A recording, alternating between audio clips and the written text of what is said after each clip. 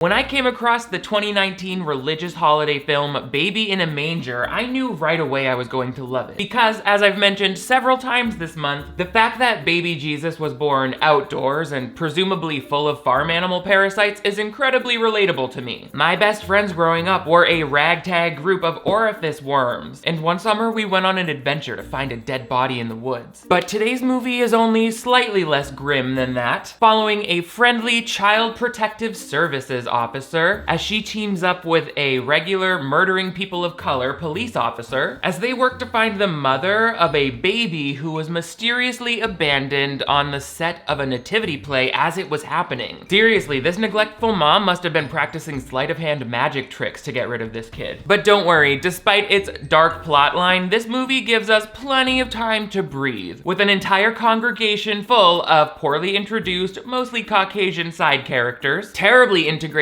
comic relief, and all said about 30 minutes of dead silence as characters just stare at each other in between lines, trying to stretch this thing out into 75 minutes, which is long enough for about 100 commercial breaks. I feel like if an actor is on screen that long without talking, the union should reclassify them as set dressing. But regardless, pop off your mug of hot cocoa and settle in for another hard candy Christmas installment of Clip Breakdown. Mwah!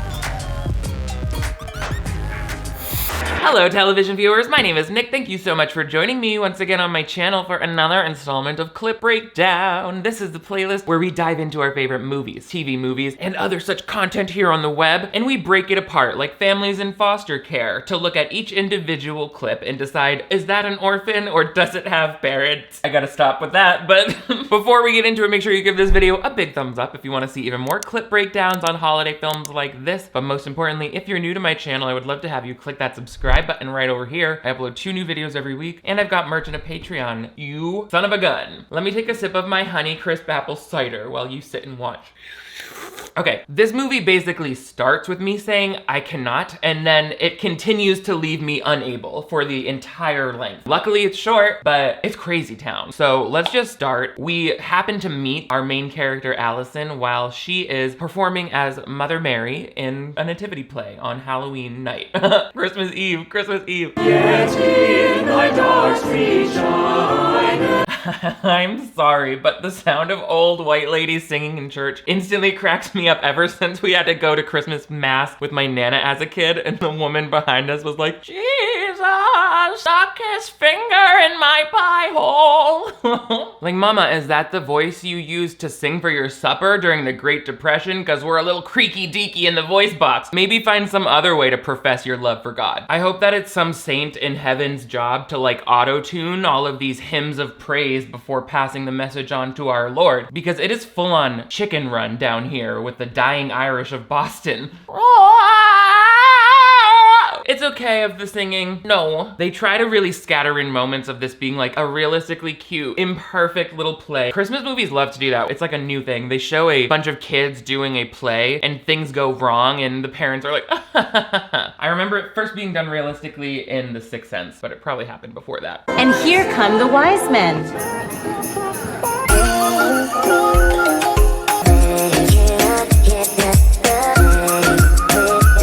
Oh, how clever to use Bollywood dancing to illustrate that one of the biblical magi, Jasper, is said to have hailed from India. Should I assume that for the Persian and Arabian kings, the children were unable to come up with any ideas that weren't like Old Testament racist? Take a look at this quick bait and switch that happens on our Christmas day. Something happens by chance and some opportunistic person takes it as an opportunity to steal a plastic baby doll.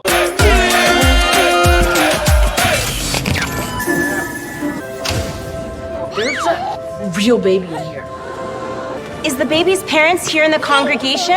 I think you mean, are the baby's parents here, Blanketina? Can we make the next church play about subject-verb agreement so that Mother Mary here has some reason to finish a 3rd grade grammar workbook? No, but this is serious. There's a child missing. I'm sorry, the play's over. Who leaves a baby in a manger? I mean, isn't that kind of what God did, according to this play that you're in right now? He made it so Mother Mary had to give birth in a puddle of sheep piss. I'm just saying, don't write a book about how fun and magical it is to have a baby in a barn and then get surprised when people people keep doing that years later after you tell them to take it literally. Luckily, not only is Allison the perfect person to have discovered this baby by some great chance, but also the audience is full of such people. Brock Clayson, South Lake PD. I'll take the baby, thank you. Allison Hensley, child safety officer. So thank you, officer, but I've got this. Well, I'm Nick DiRamio, Subway sandwich artist, officers, so I'll be taking this baby back to my offices, which is a walk-in freezer, officers, unless there's any other official offers. See how just having a job title and using the word officers a lot is not a great reason to be able to take babies home when they're separated from their families? Where are the uniformed police officers? I'm not going to feel safe until I see that baby handed to somebody with a gun. Luckily, the whole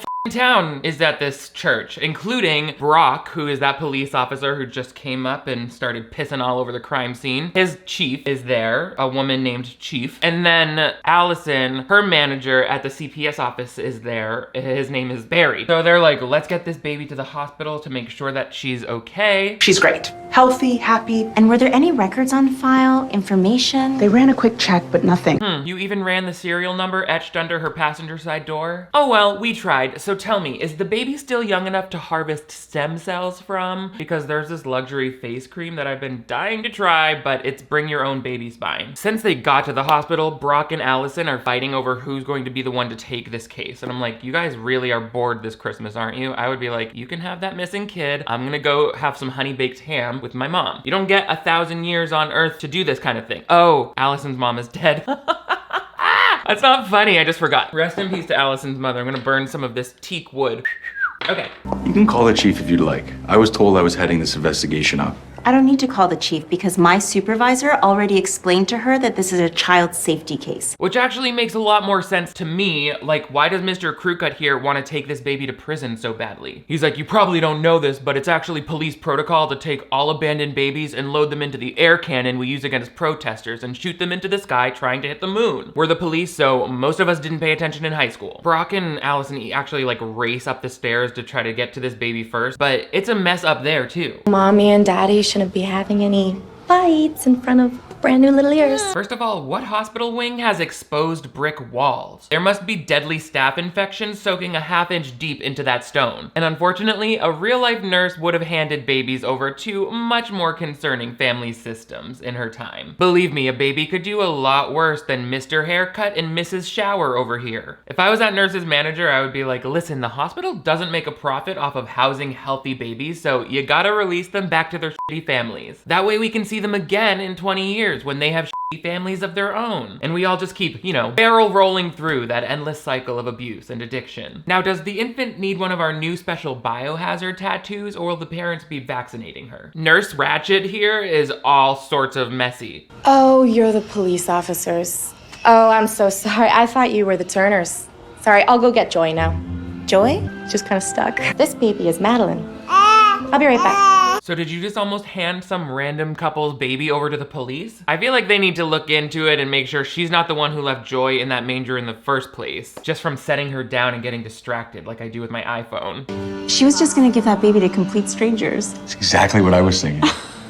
What a hilarious mix-up, said the child safety officer. That seems like the kind of thing that calls for a formal investigation to the hospital, if not its own episode of Dateline Investigates. After some more bickering, Brock and Allison decide to call a truce and work together on taking care of this baby, because it takes a village, as we know, to raise a booby. Barry, the boss, comes in and, you know, he's always the sentimental. They like are the grandparents, the bosses in the movie. Baby has a home for Christmas, and the two of you will have a wonderful experience knowing, well, that you helped out this child. Again, Allison's a child safety officer, so it's sort of her everyday thing. Now, do you all want to exit this hospital hallway so the sick babies can sleep? Second time's a charm. Oh, may I?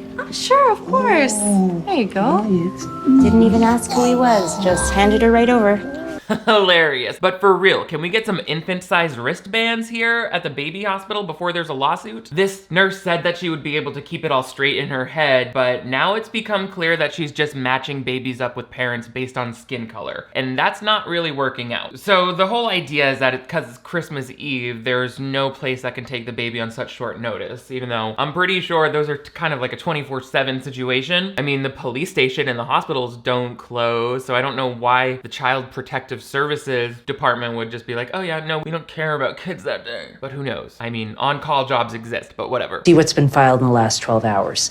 It's possible this baby was in a stolen car. You know, it's most likely a young couple or a mom who just didn't know what to do. How is that more likely than any other sad possibility it could be? Like, the mother could also be missing herself or in trouble if she didn't already sell that baby to someone months ago for drug money. We drove past the flag for this province of Canada on the way over here, and the state flower was just heroin. Like, for me, they're not acting urgent enough because for all they know, the mother could be dead and they need to find out how this baby got here. But they're like, I'm sure it's fine. It's gotta be a great reason. It's like, it could also be really bad for everyone, so check it out. But anyway. Are you sure this is Joy, though? Yeah.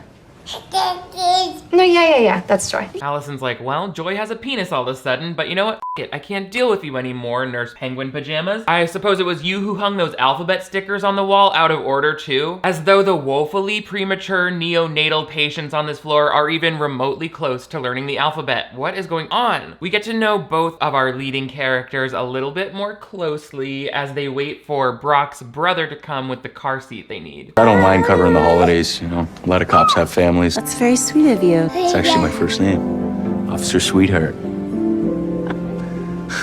Everyone kept making fun of me. That's the real reason why I transferred. Ooh, does the actor know that his character is telling a joke here? Can someone please give him that note? Because otherwise we're gonna end up generating a lot of awkward silences during those gaps in the dialogue we left for laughter. He said, that's actually the reason I transferred, because my name is Officer Sweetheart. I'm not joking. I legit thought his first name was Sweetheart when he first said that. We finally meet Brock's brother. We learn a little bit about his past, how he was adopted as a baby himself, Brock, and, you know, carries a little bit of baggage about that. Holler if you need an expert. Oh man, who could ever leave this little angel? Hard to imagine, right? I'm hoping it was done out of love. Why, Bonnie? Would that somehow make the baby less abandoned right now? Even if it was done out of love, it's not like Joy could ever know that for sure. Either way, she could still spend the rest of her life wondering why she was abandoned in the set of a nativity play in front of a huge crowd of people during the 8 seconds that the lights happened to be off. Though I gotta be honest, I'm still more interested in the how that happened. Did someone free throw that baby like a basketball? Oh my God, I just thought of a song from Aaron Carter. We're playing basketball, you got that basketball. I actually don't know if that's Aaron Carter or Lil Bow Wow from Like Mike, so I'm gonna say both. That way, no one can leave a comment saying how wrong I am. They can only leave a comment saying which of the two it is. So please let me know in the comments below if we got that basketball. Lil Bow Wow or Lil Aaron. Anyway, these two crazy youngins get the kids home after the brother is like, oh yeah, he didn't have it easy growing up, and Allison's like, he's got a problem I can carefully try to fix as I give him my vagina. Let's get this baby to bed. It's gotta be midnight or something. What's wrong? She's sleeping. What do we do? I honestly don't know. Do we leave her? And wait with her in the car all night? There's no way people do that. Brock's like, I've had 3 pet dogs freeze solid inside of a car overnight, and I'm starting to think it's not because I was feeding them the wrong brand of dry food. How is this right now even a conversation between two people who are trained at their job to protect the safety of children? The bumbling newbie parent stereotype should not really extend to the point of being incongruous with the character. Yes, I just used the word incongruous. Get lost in all those O's and oohs. Get lost in all those O's and oohs. Why don't I do this more? Like I'm looking out of the glasses on my shirt, but it's also like I'm like framing my boob. Just what if my nipples were here? I never told you guys, but this shirt design is based on where my nipples are, which is really close together on my sternum. You can suck on both at once. I can't. Ah! Oh my God. Cider. Okay, they finally get the baby out of the car, but it's weird also.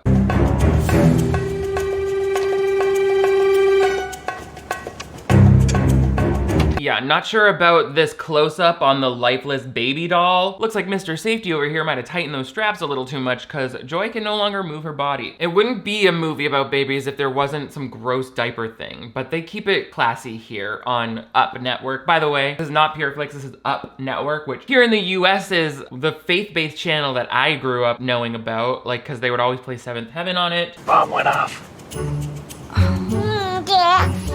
Oh, wow. Why Why would you smell it? I just told you.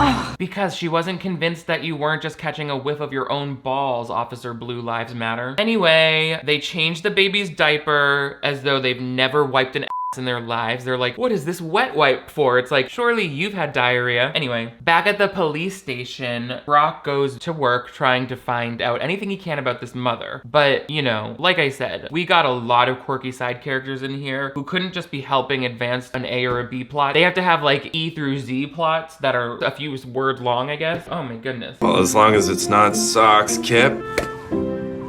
They heat up.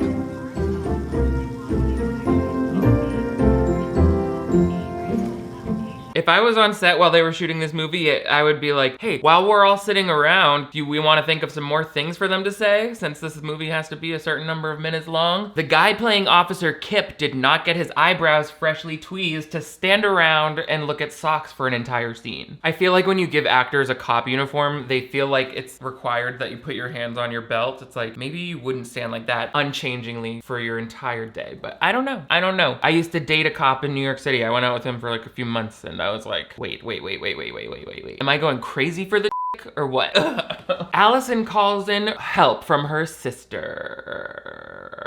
Let me at that baby. That's what the dingo said right after seeing Lindy Chamberlain's daughter. All right, I'm sorry for making that joke. God, I guess Elaine from Seinfeld can do it, but not me. They're acting like it was me who ate the baby, and no one's even trying to find the dingo anymore. The sister helps Allison learn how to soothe the baby by holding her properly. We don't know the baby's pronouns, by the way. Joy has not told us, so I'm gonna respect that. We have a little bit of a montage of Allison sort of staying up all night trying to keep the baby calm, keeping the chaos cool. But in the morning, Brock comes back to help out.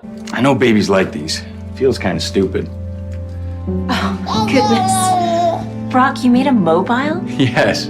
I couldn't remember what it was called. Well, you're correct to feel stupid about it. How much time did you spend tying those arcade prizes to a toothbrush while this baby has been dry nursing on Allison's tits since sundown? It's not great, but it should spin. I just know she had a rough night. Was Brock just smoking some of the evidence locker weed that he put a black teenager in jail over? This whole craft project feels like the kind of thing a small child would do for their new baby brother. But I feel like they're trying to make it seem like it's something that should cause my ovaries to water. Are ovaries like saliva glands? They moisten the pussy?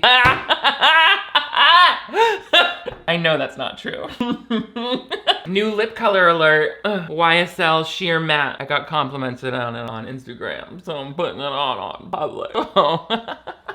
I've been smoking the evidence locker weed, I think. They're having fun. Joy the abandoned baby. Brock is showing that he might have what it takes to be a real good diad. Why don't I get us some breakfast? Actually, I grabbed some Christmas food. Do you prefer Christmas nachos or Christmas hot dogs? I actually prefer not to have the Christmas shit running down my leg while I'm trying to care for an abandoned child. And I promise, if you eat even one bite of that gas station hot dog, Christmas sex with a stranger is officially off the table today. I love Canada. I want to go to Canada so bad. Canada, will you have me? He said, I actually got some Christmas food. Christmas nachos or Christmas hot dog? I don't know where his personal bizarre inflections end and his French-Canadian accent begins. Again, for a Christmas movie, they're acting stoned a lot, which, I mean, that's how my Christmases are, so no judgment, but it's a church movie. We join Brock and Allison later as Brock tells the story of him seeing a police officer return a stolen watch that a thief took, and that's what inspired him to become a cop. He walks back to the lady,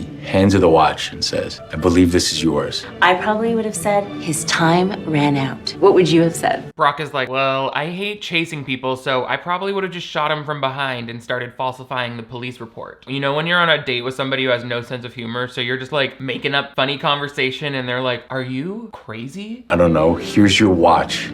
You should really carry some pepper spray.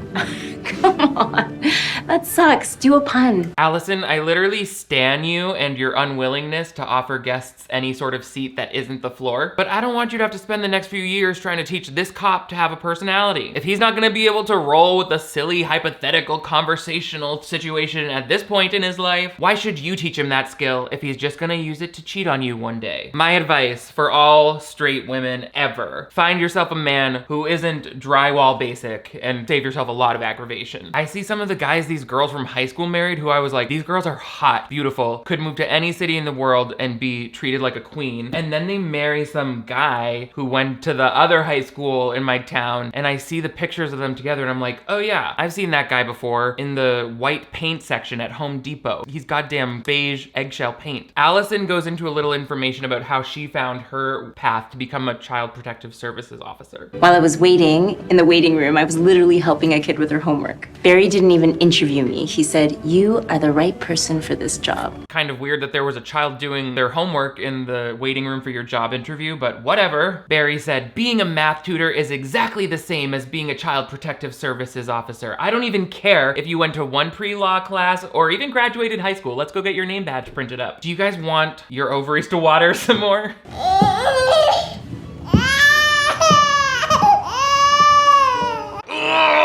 You know what? It's Christmas, so I'm not gonna say anything about the terrible fit of those pants. For instance, I won't ask if Brock is also wearing a diaper that needs to be changed. And I won't tell the wardrobe stylist that there's nothing wrong with using padded underwear to make the ass look right for television. I don't need to say any of that, because we're looking at the screen and seeing the evidence right here with Officer Sagbag crawling over to that crib. Officer Sagbag! Sagbag sounds disgusting. No one say Sagbag. Let everyone prepare him.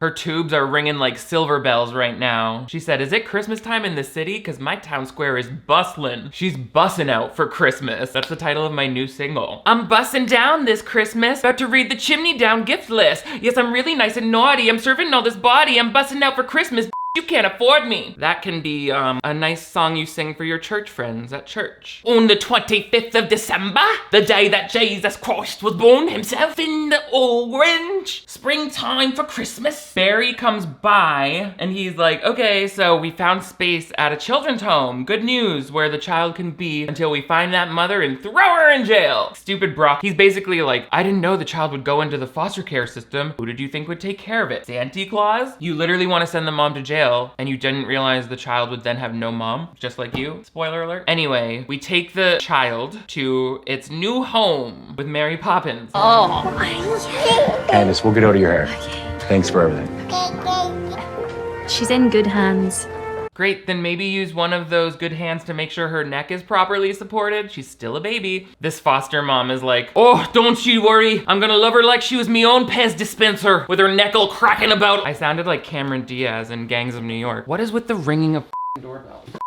That foster home looks remarkably well kept and up to date for this country. Did you know that currently up to 10 million American households, 400,000 schools, and child care centers don't have access to clean drinking water? Just recently, Congress passed a monumental infrastructure deal that's meant to help invest money into those communities that are often left behind in the name of progress. For example, the deal is gonna invest $55 billion to expand access to safe drinking water for households, businesses, schools, and child care centers, because to not have access to clean water is a privilege that I didn't realize was something that was a privilege in America. It's high time that we invest this money into water infrastructure, including getting rid of the lead service pipes that bring water to many houses that are older than 1975, including the water supply that goes to our tribal nations. After Allison questions that foster mom a little too harshly, Brock is like, blah, blah, blah. As last I checked, you were still interested in finding these parents, right? Of course. You still want to arrest them?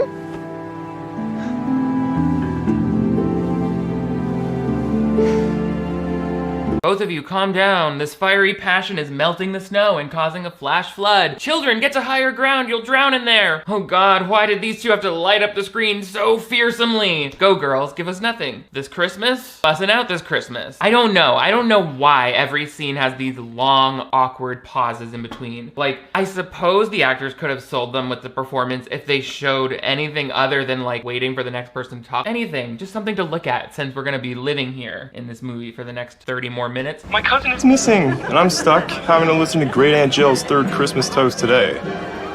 Christmas cheer came a little early for her.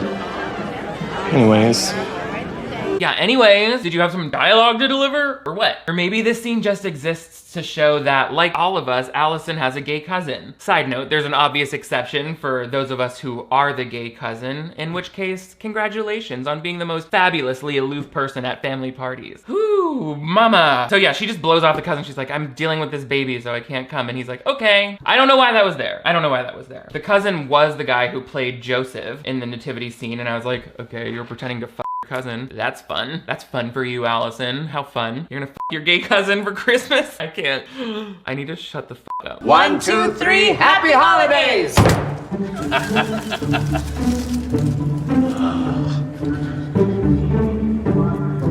Terry's chocolate oranges, no shade, but I knew there was something unsettlingly British just lurking below the surface of this movie, and now we have on-screen proof. Put that candy on the list of things you can bring me if I ever have the chance to meet you at a meet and greet type of situation. Along with white mystery airheads, the Kit Kat Colliders dessert cups you get at the refrigerated section of the grocery store near the cookie dough, bubbly sparkling water, and any sort of high-value cryptocurrency you can manage to steal from your friend's family or coworker. That should be fine. But also, you don't have to get me anything. I'm just so excited to have the chance to meet you in person. But if you're gonna get me something anyway, make it one of those 4 things. I don't know why we're at this gift shop right now. Oh, right. Allison's picking up flowers because all we know right now is that she's going to meet her mom for Christmas. But we also have to meet this character too for some reason. Every year, I say no, you try to say yes, I say no, please. The Christians who made this movie were like, see, we even have Jewish friends. Everyone's welcome. Well, that's good, since you were supposed to have squashed that beef like every century since Jesus was born, but you still don't need to make him push his voice that hard. It sounds like this gift shop owner is about to balance a bottle on his head and start doing the dance from Traditions in Fiddler on the Roof. Allison is there like, and a merry mitzvah to you, Saul something Steen, and a happy Jew year. The character's name is actually Saul. That part wasn't a joke. So Saul is even like, tell your mother I said hi, and she goes off to see her mother, and then this is the reveal that comes with that. Morning, Mom. Beautiful Christmas, isn't it? Sweetie, your mother doesn't know whether it's a beautiful Christmas or not because she's a tombstone. Although based on his acting performance and dim-wittedness, I would have guessed that the police officer was the one who descended from people made of rock. She even says hello for Saul. She's like, Saul says hi. I would be like, listen, I go to my mom's grave on Christmas for me, not really to pass along messages from the town square, but okay. Allison cries when she's talking to her mom. She's like, when I held that baby, I got it. I got why you would worry about us all night and wait in line for hours to see Santa. I got why people are parents. And I'm like, aw, that's cute for you. Enjoy that feeling forever. Chase it like a butterfly if you want. I don't care. Let me see if I get that when I hold this baby. Oh my God, I want a tree. I want to climb a tree and put ornaments on it and cut it down in the winter and burn it for wood. Ow, it literally hurt. F that baby. Let's go to church for Christmas Day. In Jesus' name I pray. And maybe you're kind because you love a chubby man in a red suit. Okay, you just brought the f***ing house down with that one, Father. He just whipped out his comedic genitals and started waving them around the congregation this Christmas morning, didn't he? I wonder what it feels like to perform for a crowd of people who are desperate to laugh due to the endless pain and monotony of their boring home lives. Oh, right. I guess I remember now. I'm gonna start doing this thing where I hurl insulting comments at you, the audience, to see if that helps build the brand. The audience is like, ah! He's talking about Santa. We all had some champagne with Christmas breakfast, it would seem. I want to thank you all for your kindness. Wouldn't it be nice if we could carry that kindness throughout the year? Either way, I want to thank you for your kindness. Wouldn't it be nice if we could maintain this kindness throughout the year? Uh-oh. I don't know what that phone says, but I'm more worried about the brain health of Father Riley, because he seems to be repeating the same phrase in different ways. Here's a split screen of what he says at the beginning of the scene and at the end. Thank you for your kindness. Wouldn't it be nice if we could maintain this kindness throughout the year? Maintain this kindness throughout the year? Is Father John trying to tell us that we need to give him a $50 Starbucks gift card every month? Something about that doesn't feel entirely right, but I already confessed to him about my extramarital syphilis, so he's kind of got me up against a wall here. Apparently this was some sort of 911 page for Addison and Jaddison, so they gotta get out of here. Is everything all right, officers? My apologies, Father. Everything's okay.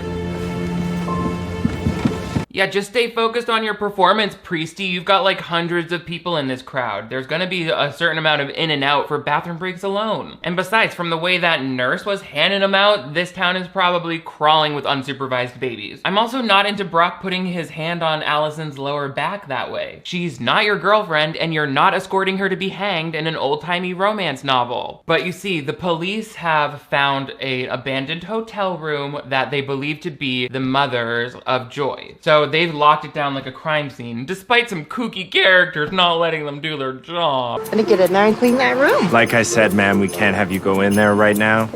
Yeah, but it's like my job. She's me when a streaming service tries to disable screen recording on their website. Well, I'm kind of gonna download it anyway from Russia and make fun of it on YouTube, and it's gonna be sponsored by EveryPlate. It'll only take a few hours. Once we're done, I'll let you know. Whatever. You know, I don't have time for this.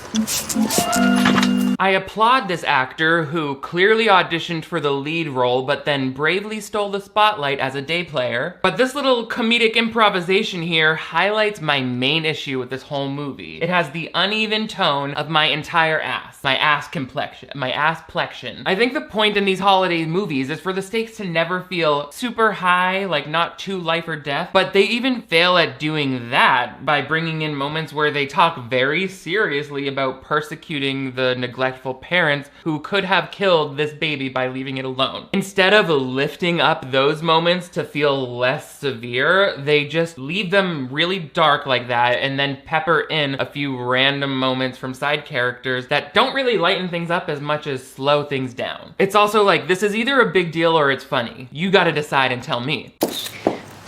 What do you need? Put me to work. Well, step one to any good investigation is you don't step directly on the investigation.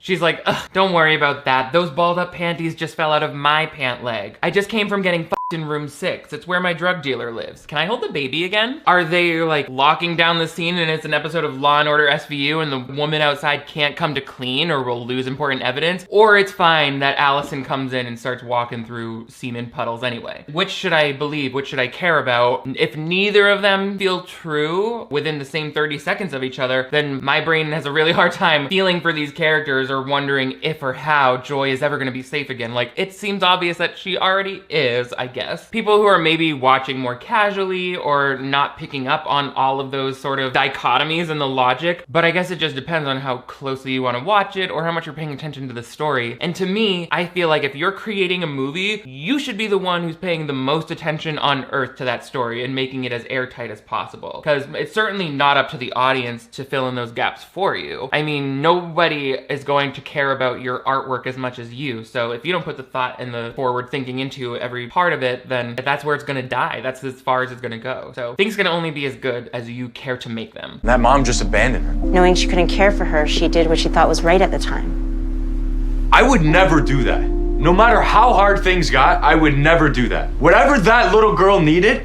I would make sure she had, you know?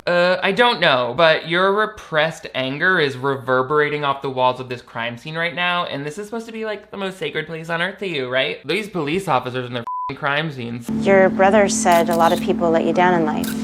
Was your real mother one of those people? I'm saying Joy. Who could just leave her? She's done nothing wrong. Allison's facial expression just said, oh, Is there any way you can go through like 5 years of therapy overnight while we get this baby out of our hair? And I feel you, sister. I say in a relationship, we both take care of all of our mental baggage with separate professionals, and then we just clue each other in with like the TV-friendly versions of that, highlighting all of the positive, noticeable changes we've made, and not any of the intrusive thoughts I have about both of us simultaneously murdering each other in a joint strangulation.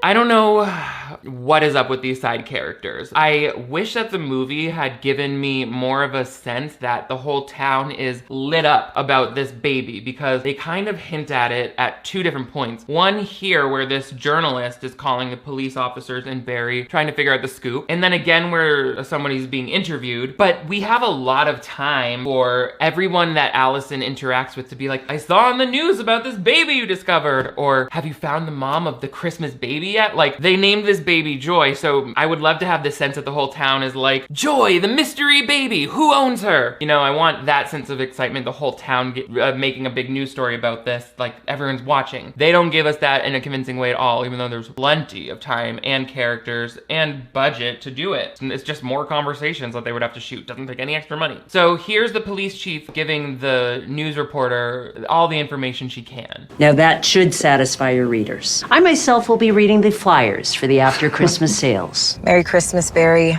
Merry Christmas, Chief. Come on, let's go line up for some door crashers. Of course, in Canada, they call doorbusters sales door crashers. And I bet people who live outside of North America are like, you people need to calm the down with having stampedes at shopping malls. Maybe don't give any of those things cute names. Again, the tone is so off. Why are they trying to lighten up this topic by having the police chief act like she has time to go shopping when this baby is missing still? Like, is this like all hands on deck? Nobody can rest until the baby has known its mother's love? Like, or are they all like, cookie contest? It's too much. We're flip-flopping back and forth, and now I need my neck to be supported by a loving hand. Begging, begging, please, put your loving hand down, darling. I sounded just like Beetlejuice. Oh, O'Reilly. While at the end of that scene at the hotel, Brock and Allison are fighting, and this young redheaded woman walks in and is like, I think you might be looking for me. And it's like, oh, that's the mother, whose name we find out is boop boop boop beep boop boop boopy, I think. What did I just touch? It smelled really good. I must be eating candy or juice or something. Oh yeah, a cider. Not me forgetting what I just ate. Tracy is the mother's name. So we get her into custody and we start torturing her for answers. Just kidding. Ooh, swing and a miss with that comforting arm touch, huh, Chief? Maybe it's not so easy to, as the script says, place the sandwich reassuringly. Is it just me, or are the locations in this movie not really providing me with the visual elements my brain expects to see in either a hospital or a police station? Everything looks like the back offices of Hobby Lobby. And again, I don't think a police interrogation room would have a Christmas tree in it. But I don't know. I don't commit crimes, except for like minor ones. I'm not giving you details. Why would I? Look at how hungry she is. She must be terrified. Yeah. It's gonna make it a lot harder. Make what harder? Beating her to death with my nightstick for being a mean mommy to me. I mean, the baby we found. Allison is like, no, no, no. We have to talk to her first. You can just watch and listen to get her side of the story. Christina's fine. Happy, healthy, and in good hands. How are you? We can see that you've been using pink lip pencil on your waterline for a few days now, so clearly there's something wrong with you. We find out, as you just heard, that the baby they've been calling Joy is actually named Christina. And poor, what's her name? Tracy tells a very sad story that I honestly enjoyed this monologue because I think it brought a lot of awareness to the struggle that mothers can have when they're expecting to bring a baby into the world and why they need to be supported. So in Tracy's story, she talks about how she and the father of her baby, her boyfriend at the time, were going to go live on a farm with his cousin so that they could raise her baby without her having to get in trouble from her mom. But then as they're driving there, after 6 hours in the car, the baby is crying and crying, and the boyfriend actually abandons them at a diner. So the mother did not know what to do. She had no food and no money and didn't know how to take care of the baby. Brock, of course, has no sympathy for this at first. When I dropped Chris off at that church, I hadn't eaten in 2 days. She'd barely eaten. I know it sounds stupid, but I thought maybe God was telling me to leave her there. That's exactly what happened to me when I left my sister's kid at that water park to go get slushies with the cute lifeguard. We eventually found him again, although we can't get him to talk anymore, but to me that's a benefit. When Brock starts yelling at this poor vulnerable girl, Allison's like talking to him outside, like, how dare you? And he's like, I'm about to go put her in jail. I need to deal in facts, not my feelings. Oh, really? Because you came in pretty hot with some feelings. As soon as that girl's mother gets here, I'm charging her with reckless abandonment. What? Oh, he said you're going to jail, sweetie. Try and eat all your carrot sticks. Finally, Tracy's mom arrives and admits that while she hadn't been the most supportive mother, she was just caught up with her own problems and didn't realize she wasn't paying enough attention to her daughter who needed her help. So the family's kind of reunited and I'm like, okay, we're getting there. That's good. The baby issue feels like it's resolving and now it's just focusing in on Allison and Brock's relationship. Brock Brock, after that fight with Allison, goes to church and consults with the priest. Get everyone wants that happy ending. That's not my job. Sometimes someone has to be the bad guy. That's so stupid. How come this situation needs some sort of antagonist outside of society's stigma against single mothers? Like, as a cop, can't you also make the choice to help people without being a dick? Like, despite what they taught you at the White Anger Turned Outward Academy, yelling at scared teenagers is not a compulsory part of the criminal justice process. You added that along with kneeling on people's necks, shooting them in the back, and pulling them over for being black. Those are all extra things that we need to get rid of by defunding and demilitarizing the police force. Policing of people is something that has existed since the days of colonization to oppress people who were being enslaved or forced to work because of their racial group or ethnicity. And those roots have not changed whatsoever. They've just gotten different wrappers layered over them that cause the real racists to act all polite and stuff until it gets time to vote or write on Facebook or storm the Capitol. That's why the police system is broken and needs to be wiped away and looked at again with an eye for helping people and not just punishing people for like racist reasons that the people who are doing it don't even understand. Anyway, the priest is gonna fix her life, fix everyone's problems because of God. To me, I like when like these movies have somebody in the relationship admit that they have to let go of something from their past, which is often, but I think where it becomes too easy is like it's basically an instant realization where the person's like, oh, this is caused by something that I haven't resolved in my past. Like, okay, realizing that is just the first step. It actually takes a lot of work and time to grow from that. Anyway, my life. I can't get the world to go to therapy. I can't even get this movie to end. Here's the whole town going crazy over Joy the Christmas baby. I guess. It's 2 reporters. I would have loved this type of energy to be brought through in the first 2 acts as well. When I saw the Nativity Scene, I felt like Mary, alone, hungry, desperate. And then I saw the light from the manger.